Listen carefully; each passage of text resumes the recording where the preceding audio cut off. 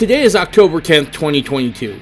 It is the first day of the Feast of Tabernacles. So on this episode, Joshua Erickson and I are continuing our discussion on the feast and holy days of the Jewish calendar. This is installment number 3 of that series. Now again, I strongly recommend that if you haven't heard it, go back and listen to episode number 15. That episode sets the table for the entire series. Then listen to episodes number 27 and 28.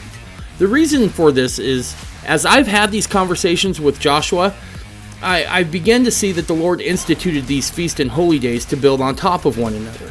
There's a certain heavenly momentum that I feel like the Lord is trying to convey through the Jewish calendar. On this episode, Joshua and I cover what the Feast of Tabernacles is, what it is in memory of, how it was celebrated anciently, how it is celebrated today, and finally the lessons and principles we can take away from the Feast of Tabernacles. And that's next on this episode of the Mormon Renegade Podcast.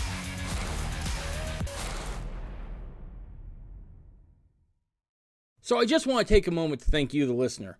When I started this podcast, I wasn't sure if anyone would really listen. Now, to my surprise, this thing has taken on a life of its own. And that's all due to you, the listener, spending your time here with me, and it means a great deal to me.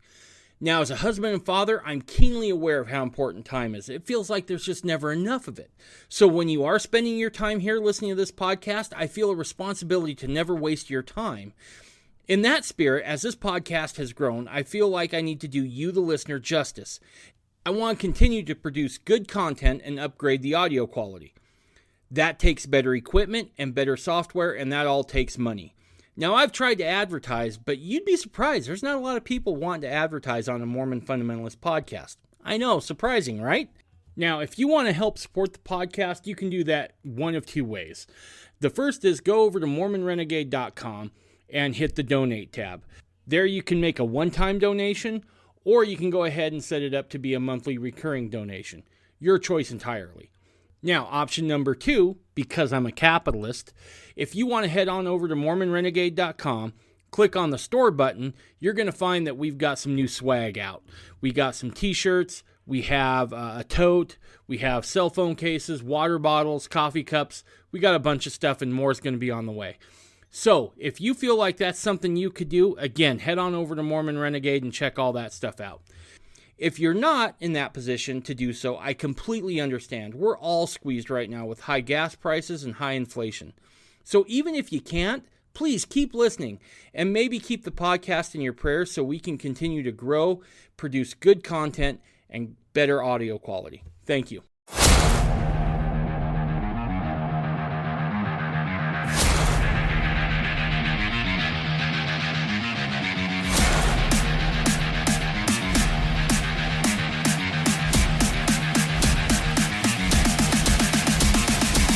You're listening to the Mormon Renegade Podcast.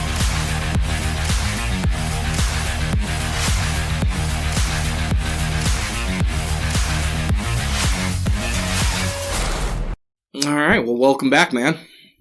Glad to be here. Thanks for having me. So last time we talked about Yom Kippur. Yep. And now we're on to Tabernacles. That's right. The Feast of Tabernacles. What is it? Oh, the Feast of Tabernacles is probably has the most symbolism. And this is the culmination of the feast cycle, basically. Is it? It is, yeah. And it's the culmination of this earth as well. This is millennial symbolism here. Ooh. So this is good stuff. So let me read what Leviticus says. Just the end of it. This is going to be on the 15th day of the 7th month, and it lasts for 7 days. There's a week-long celebration. And then on the end, there's what's called the 8th day of assembly. And it's kind of it's related to Tabernacles, but it is a separate day.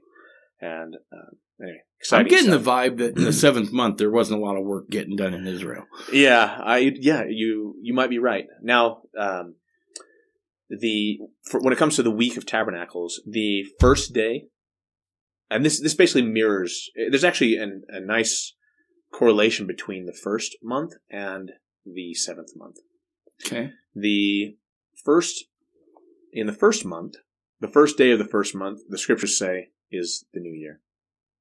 Okay, and then in the first day of the 7th month is Feast of Trumpets, which traditionally is also understood to be a new year as well, and for good reason. Okay, and then we have the 10th of the first month is when the lamb for Passover is selected. Okay. And then in the 10th of the 7th month we have the Day of Atonement. And then on the and then the 14th is Passover, and then the 15th is a week-long celebration of unleavened bread, the Feast of Unleavened Bread. We'll talk more about all these later. But and then in the 7th month, then we have, starting on the 15th, we have this 8-day celebration as well, like kind of in the middle there. So, and for the Feast of Unleavened Bread, the first day is a Sabbath and the last day is a Sabbath. And for Tabernacles, the first and the last days are also considered Sabbaths. So is there other names that Tabernacles, the Feast of Tabernacles? Yeah, it is the Feast of Ingathering. Okay. And it's also called, Tabernacles in Hebrew it would be Sukkot. Okay. Which in the English equivalent of that is booths, sometimes called the Feast of Booths. And that's referring to these temporary dwellings, these temporary shelters that they would make, that they were commanded to make, and to kind of dwell in during this week-long celebration. So you're kind of like leaving behind, if I'm understanding, you're leaving behind kind of like your plush existence, so to speak, right? Yeah, there's all kinds of symbolism that we can draw from this. And one of them is, that we're going to set aside, we're going to set aside, exactly, our plush existence, and we're going to feel what it feels like to be pilgrims, to be wanderers, to be strangers in a strange land, like our ancestors did. So let me read what I was going to read in Leviticus. And ye shall keep it a feast unto the Lord 7 days in the year. It shall be a statute forever in your generations. Ye shall celebrate it in the 7th month. Ye shall dwell in booths. In Hebrew, that's sukkah or sukkot. You shall dwell in Sukkot 7 days. All that are Israelite born shall dwell in Sukkot. That your generations may know that I made the children of Israel to dwell in booths when I brought them out of the land of Egypt. I am Jehovah your God. And Moses declared unto the children of Israel the feasts of the Lord. So, right there, we're given one of the reasons, right? Is so that you can remember that this is God speaking, that I made the children of Israel to dwell in booths. Now, a lot of times when we think about the 40 years in the wilderness, we think about that as a curse. Right. But that's a little bit misplaced because it's kind of like the tablets. Like the law was not the curse.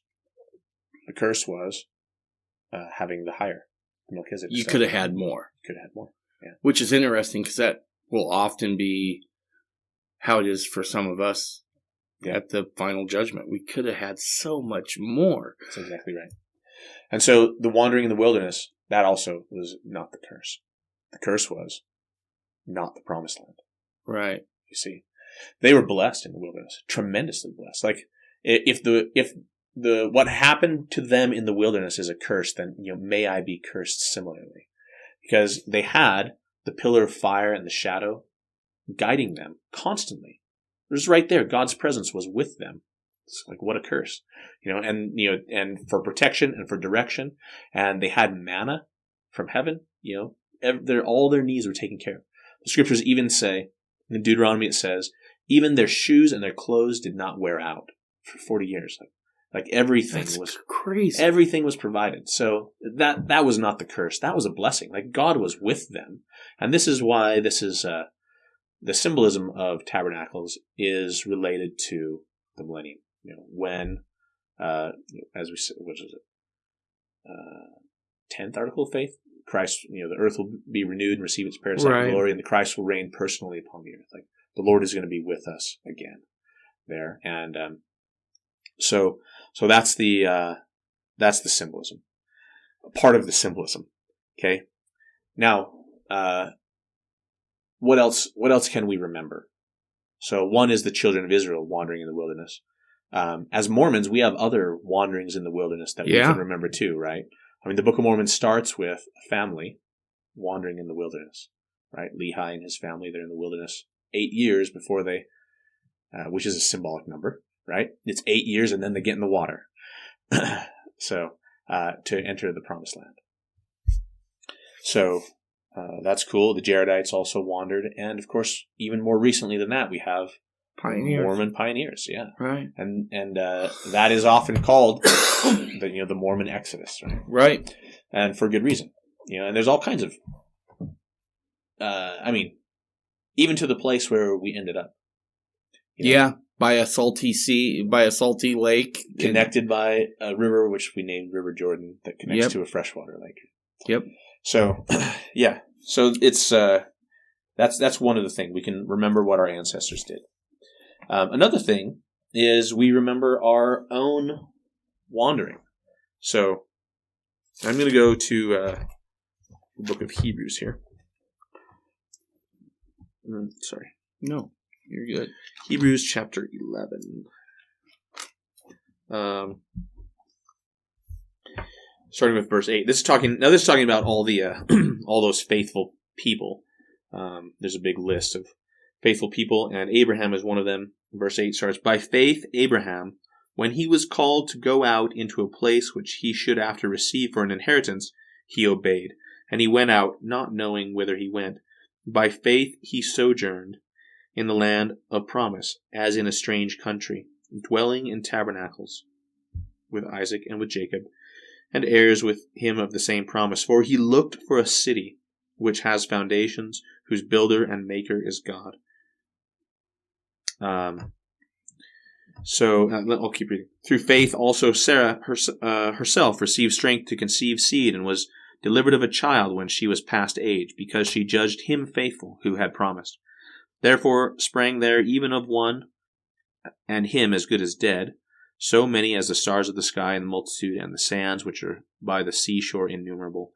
These all died in faith, not having received the promises, but having seen them afar off, and were persuaded of them, and embraced them, and confessed that they were strangers and pilgrims on the earth."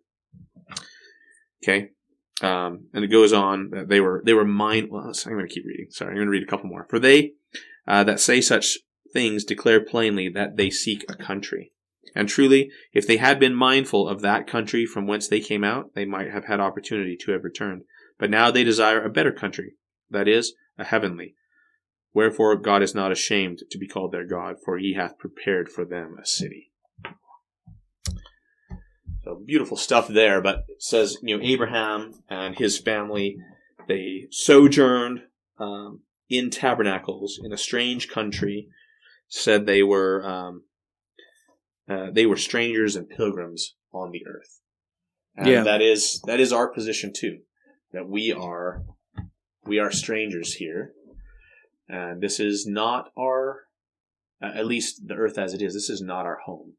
Right. When we're trying to, like it says, we're trying to find, like Abraham was, a promised land. We're trying to find a promised city. We're trying to find that heavenly city.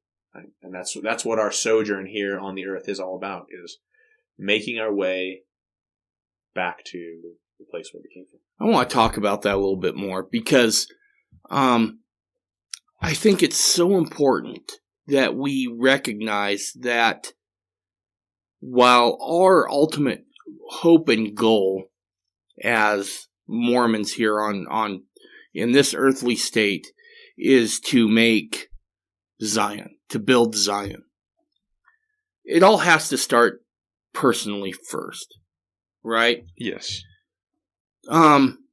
One of the reasons I named the podcast what I did, The Mormon Renegade, and I think it's been lost a little bit in the sense that I haven't done a real good job of explaining it, is that I think initially people think, well, he's not with the LDS Church and that makes him a renegade. And maybe. But I think more than anything else, if you look at the pattern that God seems to use when you decide you really want to work with God, that you're ready to do that, is he's going to call you out of wherever it is you're comfortable. And you're going to have to go a little bit renegade in order to find him. Moses didn't sit in Ur and like, how can we change Ur? Right. It was like, no, get up, get out. Flee. Right? And it's still the same charge today. Get out of Babylon and go establish something different. On a much more personal level, we have to be willing to forsake some of those Babylonian trappings, if you will, to begin to sojourn in a wilderness. Yes. Where you basically look up in the heavens and you talk to God and you say, you got my back? Because I hope so, because I'm doing what it is you're asking me to do. Help me out a little bit. Yeah. And I think that's one of the beautiful things here is that it's a call back to this idea. The Feast of Tabernacles is a call back to this idea of going out, of making that sojourn wherever it is He's going to lead you. Yeah. There's the whole Exodus is in one enormous parable. Yep. And it is beautiful. Like there is even if they had been a little more enthusiastic about entering the promised land, there still would have been this period of dwelling in the wilderness in tabernacles between when they were freed from Egypt to when they obtained the promised land. They ended up wandering in the wilderness a little longer, but still that intermediate place is important. That's the difference between this justification and sanctification. Right. Right. Justification is when our sins are forgiven, when we're redeemed, so to speak, and that happened with the Passover. They were redeemed from Egypt and sin and the bondage and slavery and all of that, but they were not sanctified yet, which means holy. Right? Justified means not guilty. You can be not guilty and still not be holy. Right. So they needed there's a time, and sanctification is a process of refinement to become holy, so that you can receive the promised land. Right? So it's and the bigger parable, like we kind of read it there in Hebrews, but it says it's interesting that Abraham started out in the promised land, and then he ends up and this is interesting too. I mean, it starts with Abraham, who is a type and shadow of the Father. He is the father of the faithful, right?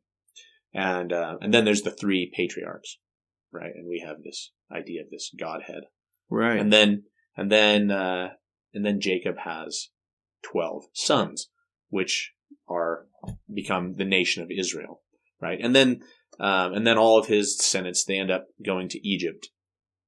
Like they started out, they were in the promised land. This is just like us. This is our story. We were in the promised land with our father. Right. And we all come down to the world, which is Egypt. And then we're enslaved, and there's all kinds of corruption. And eventually we're redeemed. And we start this journey back to the promised land. But the promised land is where we started. Right. And we are going back there. And then there's, we go through, we're baptized. Paul says in 1 Corinthians, let's see, 1 Corinthians 10. This is just how we are Israel, and we are, when we think about tabernacles, we're remembering what it is like to be an Israelite. But he says, "Moreover, brethren, I would not that ye should be ignorant, how that our fathers were under the cloud, and all passed through the sea, and all were baptized unto Moses in the cloud and in the sea, and all did eat the same spiritual meat, and all did drink the same spiritual drink, for they drank that spiritual rock that followed them, and that rock was Christ." So it says, right, the symbolism of Israel leaving Egypt and going through the sea, that was their baptism as a nation. right? But we individually, we do the same thing. Like when we are baptized, we are leaving Egypt behind. Right. And then we're going out into the wilderness where we have, but it says that they had the cloud that followed them, which is in our case is a representation of the Spirit, right? Guiding us, the fire and the wind, right? That's the Hebrew words that are related to Spirit that guides us through the wilderness until we get to the Promised Land, and there's this second water that we have to pass, which was the Jordan that split as well, right? Right. And it's Joshua, right, who is Jesus, takes us into the Promised Land. And then we're back where we started. Now there's work to do there still too. But the whole, sometimes it's called the Hexateuch. There's the Pentateuch, and then the Hexateuch is Joshua in there, and it's a parable of from pre-existence coming to earth, and then our struggle to return to the place that we came from. So those are the things that one of the things that we remember. I was going to read one other, just talking about our own sojourn. Yeah.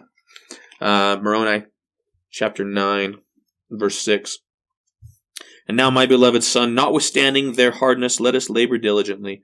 For if we should cease to labor, we should be brought under condemnation. For we have a labor to perform whilst in this tabernacle of clay, that we may conquer the enemy of all righteousness and rest our souls in the kingdom of God.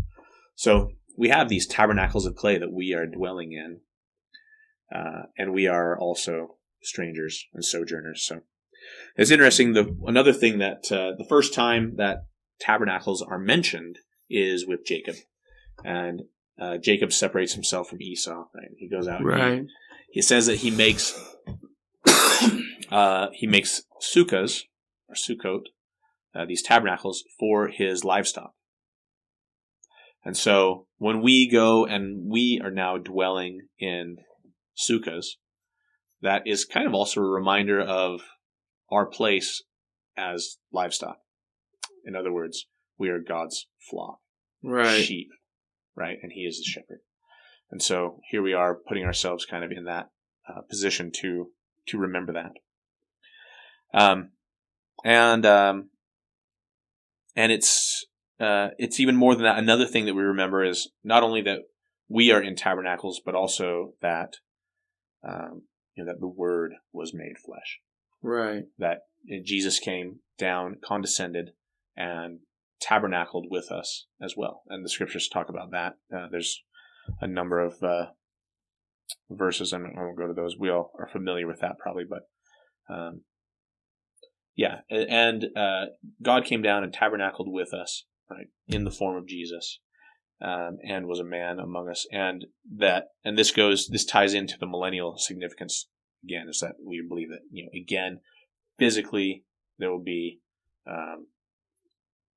God will be here on the earth, and Jesus will be king then. So let me just make sure that we've got our heads wrapped around this fully here. So,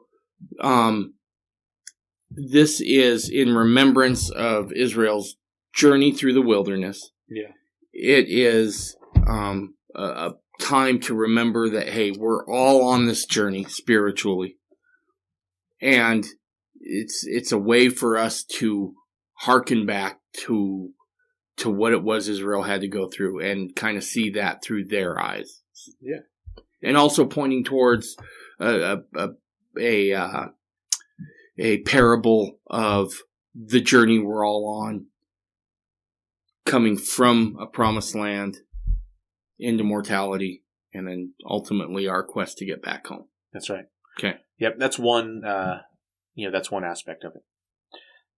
Another aspect of it is, well, let me.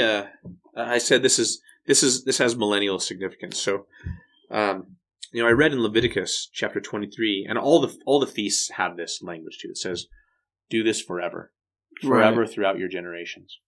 And Feast of Tabernacles is obviously no different. All right. What scripture was that, Josh? Zechariah chapter 14 is where I'm going to be at. And, this is talking about there's the second coming of the Lord. And in verse 4, it talks about his feet standing on the Mount of Olives and the Mount of Olives splitting. And we know about that stuff.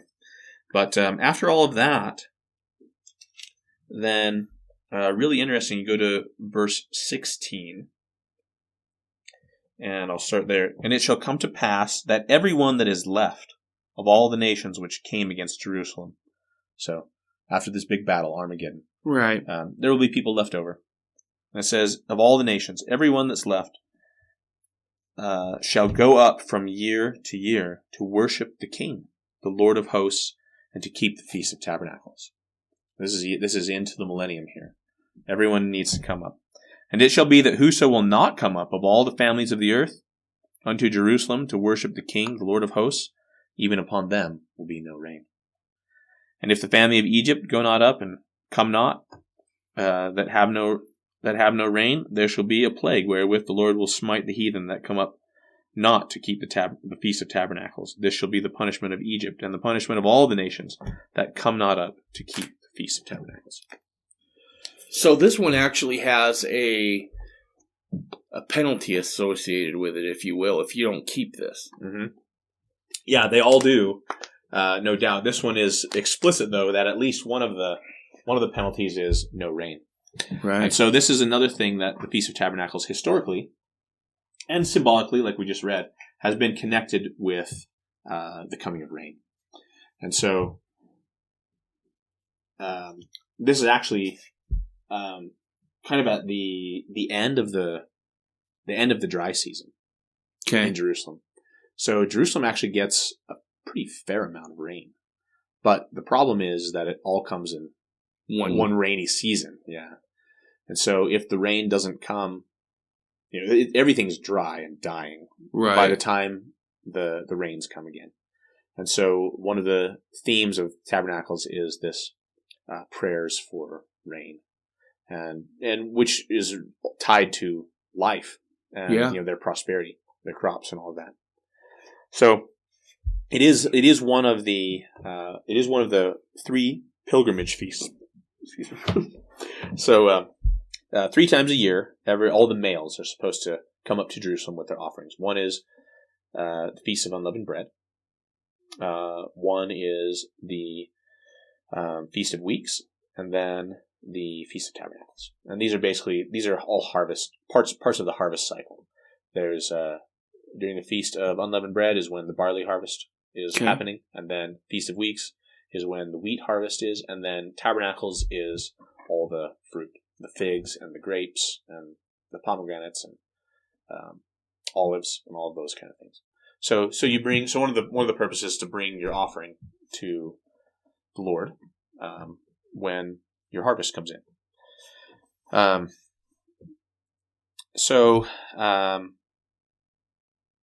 Let's see. So there's some other things that are done. Actually, I want to say one other thing about the things that we are looking forward to, and the symbolism is that this is the marriage feast. Okay. This is when the scriptures in the New Testament and the Doctrine and Covenants, and they all talk about the wedding feast of the Lamb, or the bridegroom is coming, and all that. Well, yeah, the bridegroom's coming at trumpets, and final judgment is wrapping up at Yom Kippur, and then we're going to have us a wedding for whoever's left, for the righteous that are left over. There's going to be a marriage, and it's going to be and Tabernacles is it. That's the wedding feast. That's the wedding feast. Yeah. So that's the symbolism too, and so and that's of course obviously tied to the millennium and stuff. And there's interesting things when they make these sukkahs, these tabernacles, these booths. They'll make them out of natural materials. Like we have, walls. Those can be made out of anything, but it's traditional to have, especially on the roof, to have a bunch of branches you put up there, leafy branches, and that makes this shady covering for the tabernacle. And also, it's a common thing to decorate them too. And so one of the things that people will decorate them with is the fruit from their harvest. So you'll just have like nets or whatever, that have like apples and pomegranates and figs and whatever.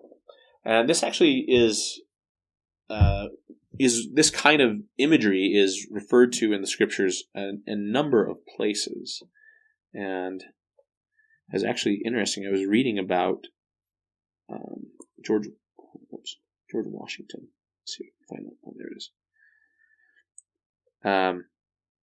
There's this phrase that's repeated in the scriptures in a number of places. It says that every man will dwell under his own vine and his own fig tree, and that there will be peace throughout the land. That's in Micah 4:4 and 1 Kings 4 and in Zechariah 3:10. So it's a repeated thing. And I was reading about this phrase, under their vine and under their fig tree, as actually used by George Washington, like in his correspondence, like 50 times or something like that. This phrase, he loved that idea. But this is under the vine and under the every man under his own vine and fig tree is also tied to this idea of tabernacles, when finally all the nations have bowed and the nations can, the people can rest too, and there's this time of peace. It's a millennium when we will be with the Lord. One of the things I would say, especially about the Washington quote there that you just read, Washington was a guy who understood his place in history uniquely, perhaps more than most, because he understood that whatever he was doing was the first, right? And so he was very deliberate in what he did. So if that's something he says many times in correspondences and letters, I think it's probably worthwhile that we make note of that and explore that as individuals. Because my guess is, and we talked about this during the episode on Yom Kippur, he was very intentional when he made his covenant with God of Abraham, Isaac, and Jacob on behalf of the country. Yeah. So there might be something worth exploring there. Yeah. So now another thing that they'll decorate, that's traditional to decorate the sukkahs with, is pictures of your dead relatives, like your ancestors. You'd basically put them in the sukkah, and you would basically invite your ancestors to celebrate this time with you. And so, obviously, to Mormon ears, when we think about the millennium, then that has some real significance too. That, of course, the resurrection is going to be happening around then too, but it's going to be a time where families are reunited, and that's part of the celebration too. I think that's super fascinating as well, because I think that's the one time, and I guess it depends on what your definition of graven image would be, but Jewish folks weren't necessarily super excited about any sort of image, right? And so to make this exception is, I think, speaks volumes to the point that the Lord is trying to get across in this celebration. Yeah. Now that that having pictures, that's not a commanded thing. That's a traditional thing, but it is, I think, very fitting. Right. And so, okay. So, what are some other things that we do to celebrate this? Now, I mentioned the sukkah being built with leaves on the top, right? And that comes from Leviticus. There was some debate among ancient Jews, though, about what exactly the leafy branches were for. The Sadducees said, and groups who are associated with Sadducee ideas, they said that's for building the sukkahs, and there's really good evidence for that. And the Pharisees said, no, that's for waving when we say these prayers and we rejoice with these when we hold these branches in our hands. And so they kind of made a compromise, I guess. And Jews today do both. They'll make the sukkahs with leafy tops, and they'll also take this bundle of particular branches. There's a palm and a myrtle and a willow branches, and they hold them all together along with an etrog, which is a fruit from, like, it's just a citrus fruit, smells amazing, and they'll wave those kind of in their rejoicing and in their prayers.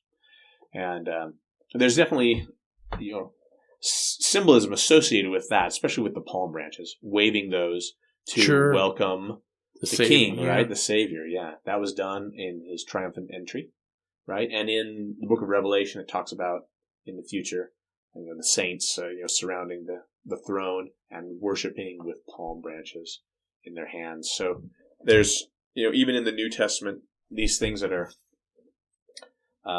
Jewish traditions and not necessarily commanded, they still amazingly show up as something that is meaningful. Sure. So, okay, let me stop you for a second, and I apologize because I'm kind of slow, so you'll have to walk me through this. I'm trying to understand how this was observed anciently, right? So we said at one point that this was a time for the ingathering of the harvest, right? When everyone would make this pilgrimage to Jerusalem. Is that correct? Yep. Now, at the same time, it sounds like you're making these booths or whatever. Yeah. So in making those booths, I could understand how those making the pilgrimage to Israel would do it, right? Because chances are it's an overnight trip at least. That's right. But what about the people living in Jerusalem? Yeah, were they then exiting Jerusalem? No, they would stay there to make these booths. They would stay there, and they would build this. Basically, you set up a tent in your backyard. Okay, all right, that's the idea. Okay, and you go we like to go camping basically for this time. There's not a temple to bring the produce to and stuff. Although this year we are going to go out to Missouri and go visit the temple lot there, so kind of do a little pilgrimage there. But just live in a tent, and we usually will throw a couple of branches on top of the tent, to keep both the spirit and the letter of the law. But yeah, people who live in Jerusalem, they'll go out in their yard, front yard or backyard or whatever, and build a little hut for them to go out, and sometimes they'll sleep out there. Sometimes they'll eat out there. They'll go have take their meals out there, and it's just a place for the family to gather and talk, and they just have parties. It's interesting. One of the commandments connected to tabernacles is to be happy. That is really that is a commandment. Let's see. Go back to Leviticus 23. Let me just scan through here. Oh yeah, verse 40. And ye shall take you on the first day boughs of goodly trees, branches of palm trees, and boughs of thick trees, and the willows of the brook, and you shall rejoice before the Lord your God 7 days. It is a commandment to rejoice, and it was the most joyous of all the festivals, and the most joyous time of the year. One of the ways that they would celebrate it anciently is, and this is kind of connected with their prayers for rain, is there would be this procession that would start at the Gihon spring, and like the pool of Siloam, and they would draw from the well there, from the pool, some water, and they would take it to the tabernacle, and along with wine they would pour it out, and this was according to ancient people who observed this ceremony, it's called the water libation ceremony, that they said any person who has not seen this does not know what joy is. The atmosphere was so charged with the spirit of this season and the joyful anticipation of all the things that are to come, and the joyful remembrance of all the blessings of the past, just kind of compressed at this moment of time. And it was amazing, according to those who have witnessed it in the past. Now, this is interesting, though, because this ties in with some New Testament stuff and what Jesus did. Of course, because all of these things are pointing to Jesus in one way or another. He is, these are all shadows of things that he did, and shadows of things that are still to come, no doubt. But let's see, in John chapter 7, there's a description of one of these Feast of Tabernacles.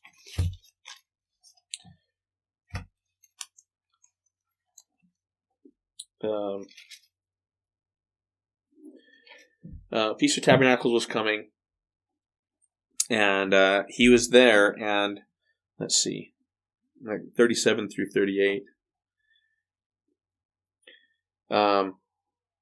So 37 starts off, says, in the last day, that great day of the feast. What are we talking about? Talking about the last day of Tabernacles. Yep.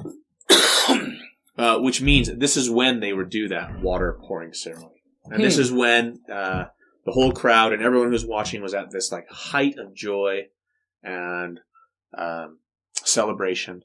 And then it says Jesus stood and cried out like with this loud voice. Right. And interrupted this ceremony. And said, if any man thirst, let him come unto me and drink. Wow. He that believeth on me, as the scripture has said, out of his belly shall flow rivers of living water. Okay. And this was like super shocking because he just interrupts this whole procession and basically says, you see all this stuff you're doing? Like, that's because of me. And, so obviously this doesn't make people very happy. In verse 43, there's a division among the people because of him. And some of them would have taken him, but no man laid his hands on him. Everyone was just shocked. Then in verse 45, it says, the officers of the chief priests and the Pharisees, they said to, the guards, there's soldiers there. Right. Who were to keep order. They said, why have you not brought him? And the officers said, never did man speak like this man. Like, we were just we were riveted. We were dumbfounded by what he was saying and couldn't believe our ears and our eyes. So, like, what do you, like, sorry we didn't get him, but we right. We didn't even think about that. We were just so amazed at what was happening. So, anyway, part of the ancient celebration too was these lights. And there was the menorah, the lampstand, the 7-branched right menorah that was in the holy place, which was a symbol of the tree of life, being guarded by the angel with his flaming sword. But most of the normal people wouldn't go in there. But out in the courtyard of the temple, they had like 4 giant replicas, basically, that you have to like climb up on a ladder to light, and they would have these big fire lighting ceremonies as part of the Feast of Tabernacles too. And then in John chapter 8, like probably Jesus interrupts this again, or at least it's around this time, and Jesus says, "I'm the light of the world. You're doing this all again because of me." So the Savior is very much using. Well, he used Passover as well. Yeah. Right? And now, he's using these feasts to illustrate the point. Look at me. Look, not in a prideful way, but here. Look here. In an honest way. In an honest way. It is an honest way. Right? This is a fulfillment of these things. Yeah. So, there's so much there with the wedding feast and the millennium. And, the work of Jesus, him being the light, him being the water, waters of life, all good stuff. All good things to think about. And, of course, think about our ancestors, ancient Israel, and our pioneer ancestors. And to think about that we will be with those ancestors again. Right. When the millennium comes. And so that's all tied up in this symbolism. So the Feast of Tabernacles is a lot of things. So I mentioned it is this ingathering. It's called the Feast of Ingathering. So part of it is this harvest festival. And so I want to say something interesting about I know we've talked about the founding fathers and the pilgrims who came here. Like, they all had this sense of, we are doing Israelite stuff. Like, this is a new promised land, and we are this continuation of Israel. Right? The pilgrims had a definite sense of that. And the very first Thanksgiving was a Feast of Tabernacles. And I don't know if you've heard that before. I have, but yeah. Yeah, it definitely was. Now, we're actually not sure when that first feast was. Yep. From the historical records, from what I read, like, we can narrow it down to somewhere between September 21st and November 11th. Yep. Of 1621. And that's funny you should bring that up, because I made some notes here that Tabernacles sounded awfully a lot like our Thanksgiving, right? Yeah. I mean, it's remarkable to see that. And as I've mentioned before, that those who came across, especially the Pilgrims, had a very definite sense that this was a continuation of the Israelite story, that this was the latter-day part, right down to Winthrop saying, "And the God of Israel shall dwell amongst us." It's good stuff. You know, your comment you made a while ago, it was in the last podcast, about where is America, in the scriptures. And I think you're right. A lot of it is, like, we have kind of plugged ourselves into Israel, and we are, like, that's where America is in the scriptures, is every time it's talking about Israel. And I believe there are some other references too, but I think that's a good kind of interpretive tool. One thing I didn't mention back on the Feast of Trumpets, but we talk about the Feast of Trumpets being this new beginnings. One that I forgot to mention, but that I usually talk about with my family, is that the Constitution of the United States was Rosh Hashanah. Is when, like, so there's this the birth of the new nation. That it's true, we had the Declaration, but when America finally gets into the form that it's basically in now, that was a Rosh Hashanah thing. So that's another thing to think about. Did you ever hear the story about Adams and Jefferson, about their later life? I know they died on the same day, right? Well, it goes a little deeper than that, and I find this very telling. First off, you got to kind of understand Deuteronomy, and I'm sure I know less about Deuteronomy than you do, Josh, but Deuteronomy really is the Lord telling Israel, this is how you're going to govern as a nation, right? That's where they talk about, the Lord tells them, don't be a debtor nation, don't go into debt, all these other things. There's a falling out. Now fast forward to the founding fathers, Jefferson and Adams. There's a falling out, a significant falling out. They were good friends, then there was this falling out, and they didn't talk for years. And then later in life, they come back together. And they start exchanging letters. And as is Adams' kind of personality, he's a little pessimistic. And he writes to Jefferson, he says, we really screwed this up. We should have put more Deuteronomy into the Constitution. And Jefferson writes back, and he says something very profound. He says, don't worry, and I'm paraphrasing, at some point they're going to see what we were trying to do, and they will make it right. Meaning they being later. They being us. Yes. You and me, Dave. Yep, absolutely. They'll understand what it is we were trying to do. Keep in mind, Jefferson also has a prophecy just a couple months before his death. And you can find this in Skousen's book about Joseph Smith. It's a 2-volume series where Jefferson basically has a dream, or he has a premonition that somebody from America will come up and restore Christianity's true principles. Wow. Amazing. So you have this, the founders felt it, right? That we very much are continuing this story.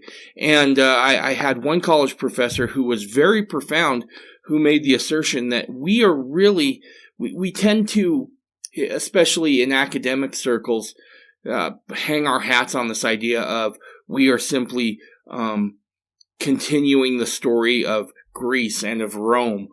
While certainly there are those strands, he made the case, we're a lot more like ancient Israel than what we are those Hellenistic societies.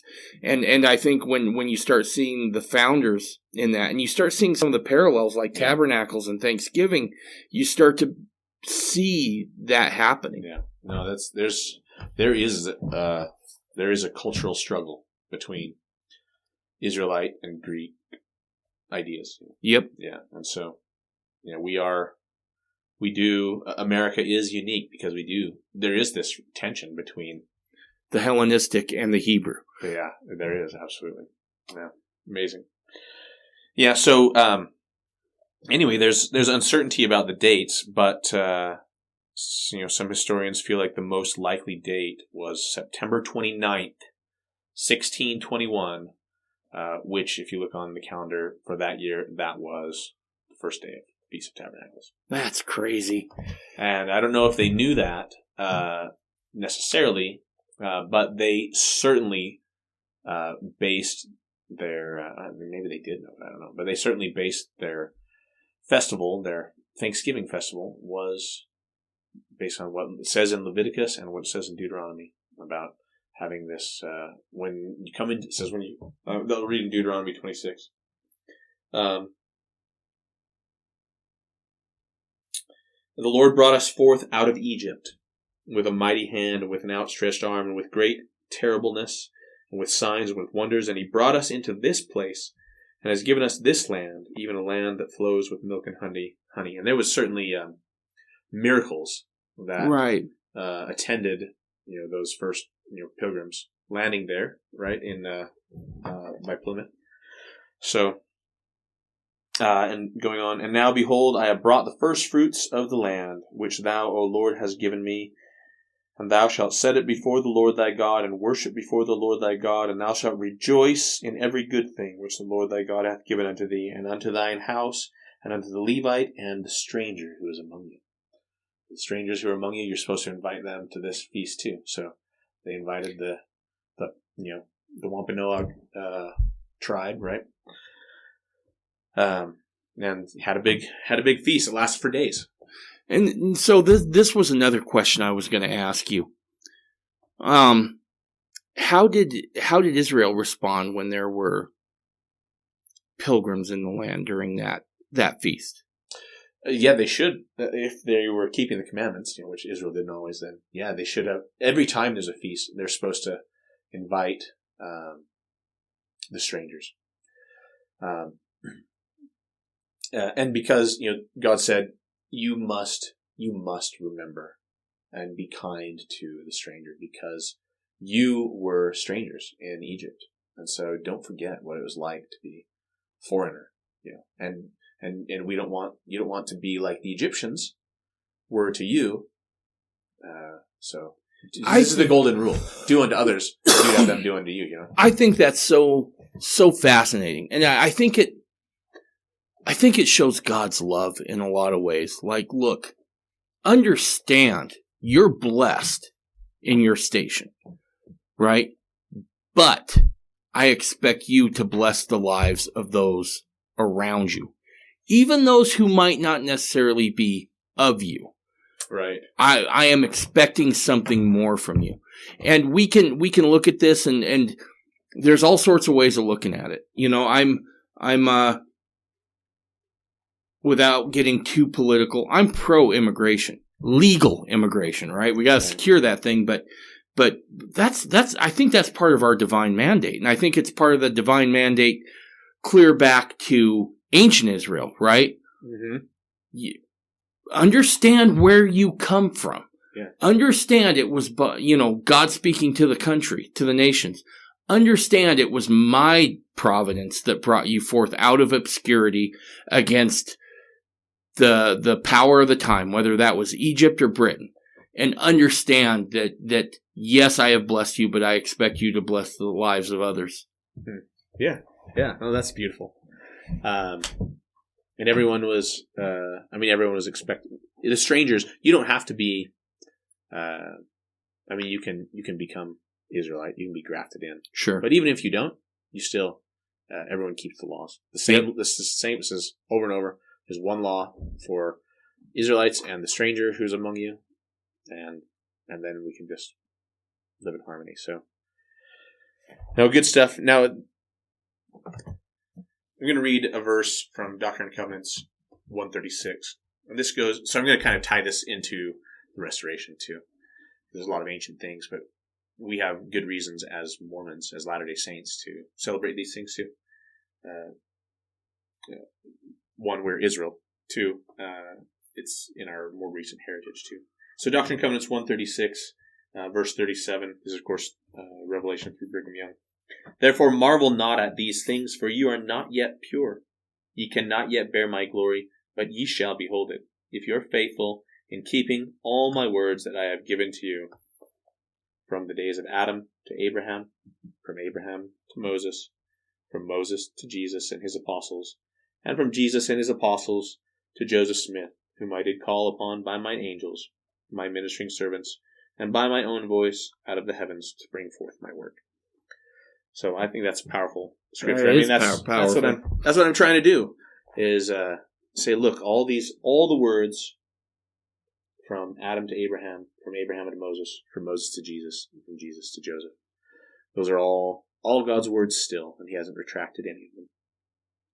So the, keeping with this kind of Thanksgiving harvest festival thing now, that first Thanksgiving was actually, it did fall out at Feast of Tabernacles. But now we do it in November, which is later than that. But that's still fine. That's still keeping in the spirit of it. And those first saints who came into the valley, Salt Lake Valley, they had a hard time. Yeah. Getting a foothold. There was a drought that year, and then of course there was the whole thing with the crickets and things. But despite all of that, they still succeeded, which is incredible, because I can't even, modern day people. I'm a modern day person. And I am a weakling, Dude, I can't even soft. imagine. Soft is the right word. I can't even imagine going to like a salty valley and trying to eke out an existence. Like, you better start plowing. Dude, I would have been the biggest whiner on that thing. Like, first off, Brigham would have been like, okay, we're leaving Nauvoo. And I'm like, but we just built it. I know. We just built. Okay, fine. I think he could have got me onto the wagon, train. Right? Yeah. I'd have complained the whole way over the mountains, all the way across Wyoming. And then when he would have got here, I'd have been like, look, I know you talk with God, but is it possible the line was fuzzy? Because I know if we just keep going west, there's this place called California. Have we thought this through? There's no way I could have done that, Josh. I know. That's crazy. I'm going to read some, a little excerpt from The Lord's Holy Days by Lene Hadley Reed. Okay. She's actually quoting from the autobiography of Parley P. Pratt. He actually records this. Okay. It's probably recorded in other places too, but that's the reference for this. So when the saints had their first real harvest, and it was pretty good. It was, especially considering all the hardships they went through. It says that they made a bowery out of branches, or a booth. Yeah, and they covered it with willow branches. That's exactly right. And okay, I'm just gonna read here. First, let's see. First, they constructed a bowery of poles covered with willow branches. Ancient Israel had been commanded to make similar booths for their final harvest festival. And then she quotes from Leviticus, "And ye shall take the boughs of goodly trees and the willow of the brook and construct booths." The fact that this shelter was constructed right over the site erected for the temple would indicate that it had spiritual significance. Then they decorated the bowery with fruits of the harvest, as was done among the Israelites. And then they decorated a pole on which was hung a white flag, and it was symbolic in early America of freedom, and had been used by the saints earlier, such as at Council Bluffs, Iowa. It is significant. It signified their escape from oppression into freedom. They saw it now as representing their success as Latter-day Israel in obtaining the place God had prepared for them. But it is also reminiscent of the banners the ancient tribes of Israel bore as they came out from Egypt. Both were free and inheritors of a new promised land. Below the white banner was lifted up and hung a bundle of each of the harvested grains, wheat, barley, oats, and a single ear of green corn. This too was biblical and harvest related. It pertained to the offering of first fruits.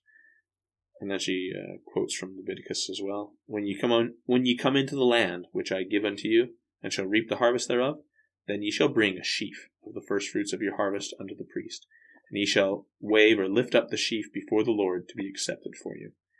So they had entered the land given to them by the Lord. Or were these not the sheaves of the harvest lifted up in gratitude and thanksgiving to him? So anyway, says they fired the cannons. People cheered. They gave a Hosanna shout, and this is part of the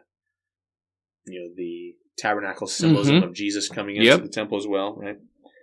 So anyway, according to Pratt, it was a great day with the people of these valleys, and long to be remembered by those who had suffered and waited anxiously for the results of a first effort to redeem the interior deserts of America and to make her hitherto unknown solitudes blossom as the rose. So, anyway, beautiful stuff there with our ancestors of all sorts, and that's what Tabernacles is about. I will say, so how do we celebrate it? There's a couple of things that we like to do. One is we'll make a sukkah. We usually just make it out of PVC. Okay. PVC pipes. We set up a little thing, and we put a tarp around the walls, and then we put branches on the top. Or sometimes we'll just use a tent and we'll go camping. Even if we don't go camping though, sometimes we just set up the sukkah in our backyard or a tent in our backyard. Some years we'll actually even we'll take the trampoline and we'll like drape blankets over the trampoline all the way around, and we'll put some branches on the top, and like the whole family will just like sleep out underneath the trampoline in a little fort, and it's just a really fun activity. It's also traditional to read Ecclesiastes. Okay. The book Ecclesiastes is really beautiful. It's one of the wisdom Right. literature, right? And Ecclesiastes is kind of all about ephemeral things. Like it talks about how like temporary this life is, but we need to seek to keep the commandments and have joy in our labors, even though things are temporary. And so it's very fitting. A lot of the themes in Ecclesiastes fit right in with Tabernacles. Another thing that we do is we will have the sacrament every single day. We'll just have it as like part of our meal. Okay. And just as a reminder of Jesus definitely, like in John 6, definitely makes this connection between the manna that they ate and his flesh, which is right. He is the bread from heaven, right? The manna is pointing. The manna was kind of pointing towards. So we'll have the sacrament every day during the Feast of Tabernacles as a reminder of the earthly manna and the heavenly manna,